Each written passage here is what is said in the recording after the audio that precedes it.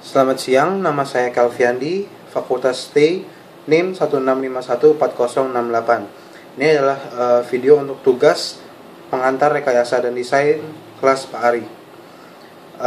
Langsung saja kita masuk ke topik kita. Apa sih itu engineering? Engineering itu adalah suatu penerapan kaidah-kaidah ilmu pelaksanaan atau yang biasa disebut seperti perancangan, pembuatan konstruksi, pengoperasian kerangka, peralatan dan sistem yang ekonomis dan lebih efisien.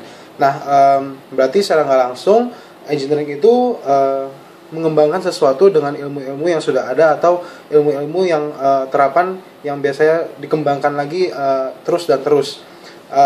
Selain itu, menurut saya engineering itu adalah ilmu tentang keteknikan untuk menyelesaikan suatu masalah yang bertujuan untuk mempermudah kehidupan manusia sehingga hasil atau outputnya itu yang didapat oleh manusia itu lebih efektif dan juga lebih efisien lagi. Nah, selanjutnya kita akan membicarakan tentang problem solving. Seorang engineering itu harus bisa berkarya dengan mencoba melakukan suatu problem solving.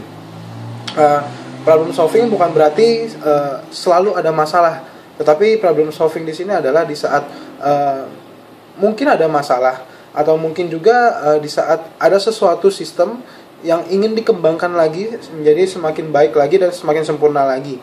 Nah, seperti contoh pada zaman dahulu komputer berbentuk sangat besar. Nah, di zaman modern ini komputer sudah bisa diminimalisir atau dalam bentuk minimalis, dalam bentuk yang lebih kecil lagi, atau mungkin bentuk lain dari komputer adalah notebook dan juga netbook yang lebih kecil lagi daripada notebook. Nah, di sini membuktikan bahwa seorang engineering itu harus membuat segala sesuatu menjadi lebih efektif, efisien dan juga fleksibel. Dan di sini fleksibelnya adalah kayak misalnya komputer tersebut, jadi komputer yang dahulunya besar dan harus ditaruh di satu tempat tertentu dan tidak boleh dipindah-pindahkan dan sulit untuk dipindahkan. Nah, sekarang komputer atau laptop tersebut bisa dipindahkan kemana-mana dengan sangat mudahnya. Nah, berikut adalah contoh-contoh yang dilakukan oleh seorang engineering. Nah, di sini adalah membangun sebuah jembatan. Di sini jembatan ini, latar belakang pembuatan jembatan ini adalah ada dua wilayah yang terpisah, mungkin antara ada mobil yang berlalu lalang di situ atau mungkin juga dipisahkan oleh lautan. Nah, itu latar belakang kenapa dibentuk oleh sebuah jembatan sehingga dari misalnya satu kota tertentu ke kota yang lainnya dapat dicapai dengan lebih mudahnya. Nah, di sini pastinya yang persoalan seorang pengguna jalan atau mungkin pejalan kaki yang menggunakan sarana transportasinya adalah dengan berjalan kaki. Nah, selanjutnya adalah dengan pembuatan mobile phone. Persoalan siapa sih yang coba untuk diselesaikan dengan pembuatan mobile phone? Nah, masalah di sini adalah mungkin masalah jarak dan juga masalah waktu. Terkadang kita punya saudara atau mempunyai teman yang berada di negara yang berbeda.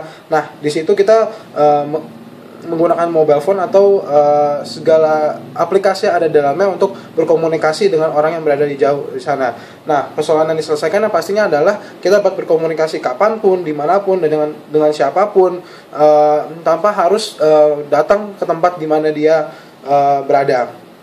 Nah, selanjutnya adalah dengan membuat robot di pabrik pembuat mobil. Nah, persoalan di sini adalah manusia yang terkadang sulit untuk bekerja dalam secara kontinuitas sehingga terbentuk inovasi untuk membuat robot di pabrik pembuatan mobil. Yang pastinya mobil adalah terdiri itu dari spek-spek yang sangat kecil dan juga diperlukan ketelitian. Nah, oleh karena itu di sini robot sangat berguna sebagai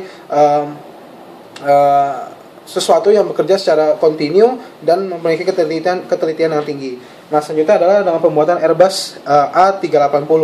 Nah, Airbus A380 ini memiliki kapasitas yang besar. Nah, dengan kapasitas yang besar tersebut, kita dapat mengangkut penumpang lebih banyak lagi daripada pesawat-pesawat komersial yang lain lagi. Nah, selanjutnya dengan sistem informasi penggajian di kantor dengan 1.000 pegawai.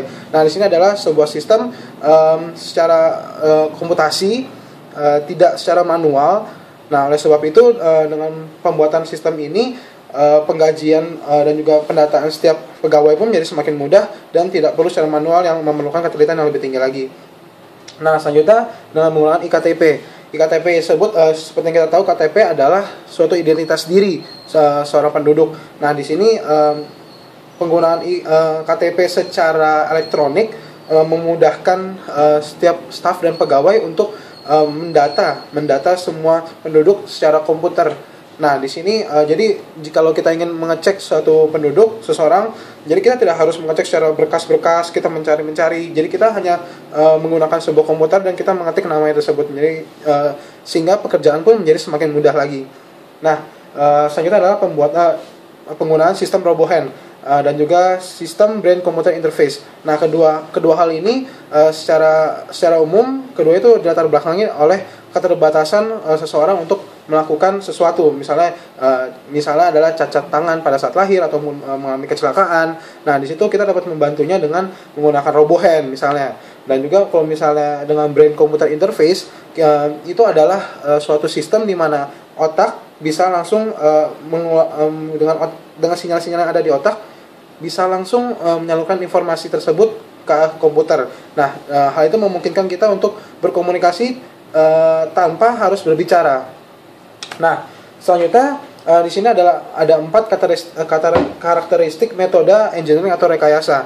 Yang pertama adalah kita harus menganalisa sebuah masalah tersebut. Yang kedua, menyederhanakan masalah menjadi lebih sederhana dan juga mengembangkan suatu sistem dengan kalkulasi matematik. Dan yang terakhir adalah melakukan analisa dan desain. Seorang engineering tidak boleh hanya berbicara saja, tapi dia harus melakukan karya-karya desain dan juga apa sih yang bisa dia berikan kepada bangsa ini. Nah, selanjutnya desain itu apa sih? Nah, desain itu adalah sistem yang berlaku untuk segala jenis perancangan, di mana titik beratnya itu tidak memisahkan suatu masalah secara terpisah atau tersendiri. Dengan kata lain, permasalahan yang dihadapi itu selalu ada keterkaitan antara yang satu dengan yang lainnya. Nah, selanjutnya saya membahas tentang hak kekayaan intelektual atau yang biasa disebut dengan HKI. HKI ini adalah contohnya ada hak cipta, copyright, hak paten, merek dagang, trademark, dan juga rahasia dagang atau trade secret. Nah, seperti yang kita tahu yaitu hak cipta. Hak cipta itu adalah hak yang melindungi suatu karya tertentu. Nah, untuk paten itu adalah hak yang melindungi ide dari suatu karya tersebut. Jadi seseorang boleh saja memiliki karya yang sama, tetapi idenya itu berbeda. Jadi dengan membuat sesuatu, ide tersebut tidak boleh dipakai oleh orang lain.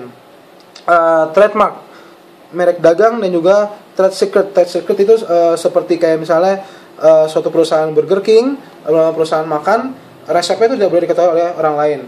Nah, menurut saya engineering yang baik adalah engineering yang bisa membawa dampak bagi orang lain dan juga melakukan inovasi-inovasi demi pembangunan bangsa yang lebih baik lagi. Nah, profesi insinyur di Indonesia tuh masih kurang karena seperti yang kita ketahui juga, insinyur di luar negeri itu jika kita bandingkan tuh menjadi sangat jomplang dengan di Indonesia. Di luar negeri mendapatkan fasilitas dan sarana yang lebih baik dan juga terbukti secara apa yang dapat dihasilkannya tuh seperti gadget, televisi, dan juga tablet tuh kita masih tertinggal dari negara-negara lain. Dan juga yang pastinya setiap tahunnya insinyur di Indonesia tuh lulusan-lulusannya tuh semakin banyak juga. Nah, diharapkan melalui insinyur-insinyur yang akan ada itu menjadi semakin baik lagi di kedepannya. Dan pastinya di ITB ini saya ingin belajar lebih lagi melalui dosen-dosen yang berkualitas dan juga bersosialisasi dengan teman-teman di sekitar yang pastinya dapat bertukar pikiran dengan satu sama yang lain.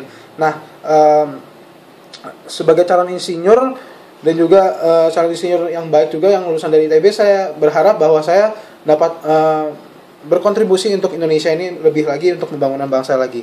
Terima kasih.